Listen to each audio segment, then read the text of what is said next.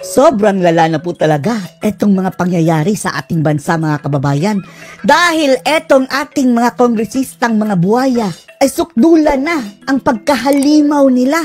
Isipin nyo na lang mabuti mga kababayan ha.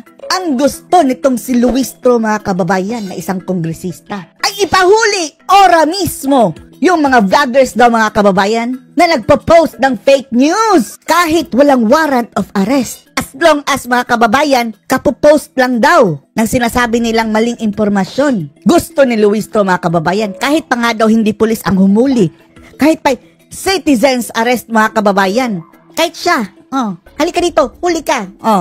Sa mga tao daw nagpapakalat ng fake news, mga kababayan, pwede dang hulihin ora mismo dahil daw yan sa principle mga kababayan na flagrante delicto o caught in the act.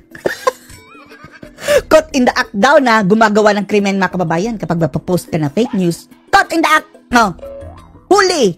Citizens arrest. Kuyugin natin ang taong ito. At nagmaktol pa siya sa mga law enforcers mga kababayan. Bakit wala daw hinuhuli ng mga vloggers na nagkakalat ng fake news? Dahil ito raw ay flagrante delicto o caught in the act daw mga kababayan. Ay, Diyos mo yung animal. Abogado nga ba itong si Luistro mga kababayan o abogago? Common sense will tell you mga kababayan na hindi po applicable itong flagrante delicto o caught in the act warrantless arrest para dito sa libel. Dahil kung ganyan man lang, Luistro, lahat na ng marites dito makukulong. Warrantless arrest. Daig pa natin ang North Korea mga kababayan.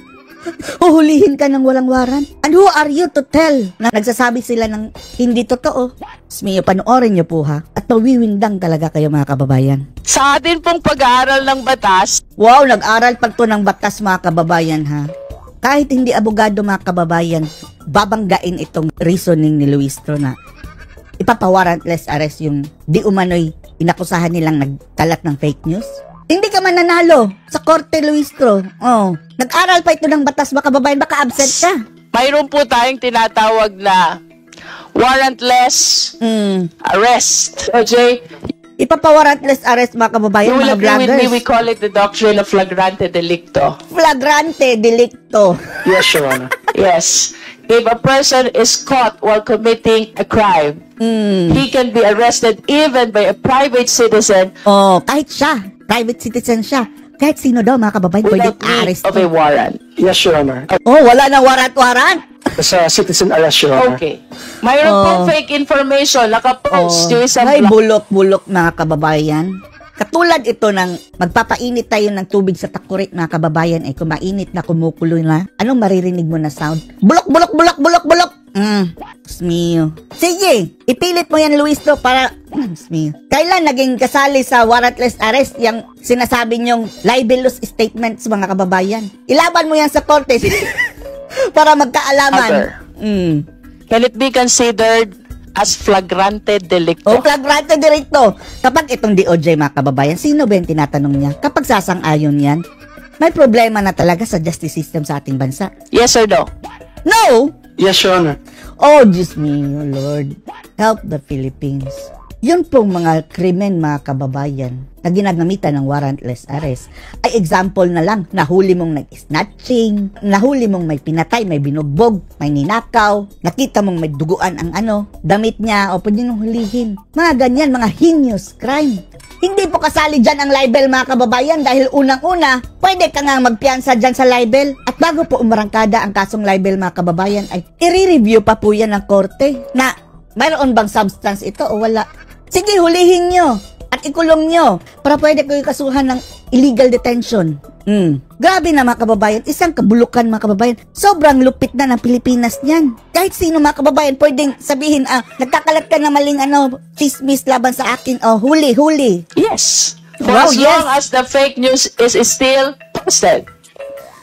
Ay nako, bulok. Is in flagrante delicto. Namimihasa kasi ang mga bulok na ito mga kababayan Dahil, ang pwede lang ma-in flagrante delicto dyan sa inyong hearing mga buhaya. Diba? Gusto pa nilang i-extend mga kababayan na kapag feeling nila nagsisinungaling ka, uhulihin ka kaagad. Yan ang pinaggagawa nyo dyan sa Kongreso. Gusto nyo pang dalhin sa labas? Na feeling nyo kayo talaga ang nakakaalam ng lahat ng katotohanan. Tapos sa tingin nyo, nagsisinungaling ito laban sa iyo, ipapahuli mo ng warrantless arrest. So the question now to the law enforcement, can Animal. we effect an immediate arrest? Considering that the one who posted is caught in flagrante delicto. Oh, Diyos mio, animal. Kahit sa ang korte, mga kababayan, kahit common sense lang gamitin mo. Ipapawarantes arrest mo, mga kababayan, yung tao. Dahil, sabi mo, fake news? Animal! Sampahan mo ng kaso, animal na, sino ba to, Luis to, mga kababayan? Daig nyo pa ang mga diktador Mga halimaw na mga kababayan, no? Pagsampa ka ng kaso, aabalahin mo pa yung mga pulis para hulihin yung mga inaakusahan nyo? Yes, Your Honor, as long as the attribution. At nag-yes pa mga kababayan. Dapat ito mga kababayan, etong, sino ba yung sumagot lang sa DOJ? Bumalik sila sa pag-aaral, pati na ito si Luistro. Tuwang-tuwa pa mga kababayan, Mr. Chair, Happy. ang dami po ng vloggers na Dapat hulihin daw. Sige, can hulihin be mo. considered caught in flagrante delicto, and I find it strange.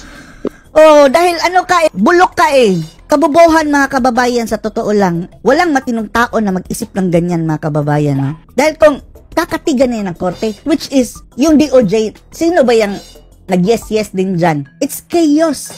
It will open Pandora's box mga kababayan. Na lahat na lang pala pwedeng arestuhin. Kahit pa hindi pulis ang aaresto kung sa tingin niya, namimeke, nagpo-post ng kung ano-ano tong taong ito. Walang inaaresto ang ating law enforcement Wala talaga!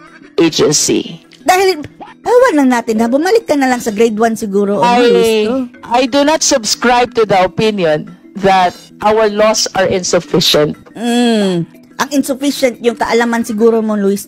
I wish to submit that the drafters of these laws considered already indicting even people. Sana Marcoleta. Sana marinig mo ito, Marcoleta. Supilpalin mo itong taong ito. Outside. Siya nga mga kababayan, may warrant of arrest na ang kanyang asawa, itinago niya. Siya na mismo ang umamin. Inakusahan ng yung pangmomolest siya, something maginalaw ang babae mga kababayan. Tinago niya, may warrant of arrest na nga yan ha. Tapos gustong manghuli ng mga vloggers nang wala siyang warrant. The Philippine territory, considering that we're talking about cyberspace, considering that we're talking about internet, which horizon and territory. Tapos mga kababayan, gusto pa niyang i-extend na kahit tayo wala doon sa Pilipinas, pwedeng kasuhan.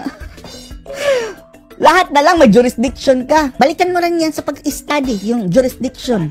Is boundless. And going back to that doctrine of flagrante delicto, the biggest question is, ang dami pong So kami, pwede rin manghuli sa'yo kung fake news. Si BBM, ang daming fake news mga kababayan, pwede namin hulihin. Flagrante delicto. vloggers without any concern at all about the possible consequences, about accountability. Nasaktan sila mga kababayan dahil sila ang nabibira Unang-una, hindi kayo mabibira kung this is the best example mga kababayan. Yung pinagsasabi nitong babaeng ito, kung bakit sila nababatikos. Dahil kahalimawan na mga kababayan mga kapitan ang pinagsasabi. Kaya kayo nababatikos. Liability, they just keep on posting fake news, proliferating fake news. Sige, i-identify nyo kung sino at ano ang ipinost. Dahil kung minumura lang kayo, example, Jotang Ginimans mo. Ganyan. Hindi yan fake news. And this is a clear illustration of caught in flagrante delicto, Hindi nga yan. which warrants Bulok. warrantless arrest. Sige, mag-warrantless Bakit arrest po? ka. Subukan mo, di ba ikaw ang makukulong? Walang ginagawa Wow, ang ating law enforcement agency. Mga pulis. Gagamitin pa sa kasangkapan ng kanilang kademonyohan ang mga pulis, mga kababayan. Okay, we will reply. So anong masasabi nyo dito mga kababayan? Na ingat-ingat kayo na ang Kongreso mga kababayan, hindi lang sa Kongreso pala ikukulong yung mga nagsisinungaling, kundi pati sa labas na ng Congress mga kababayan. Pwedeng mag-warrantless arrest para sa mga vloggers na nagpo-post daw ng fake news. Anong masasabi nyo dito? Post the comments below.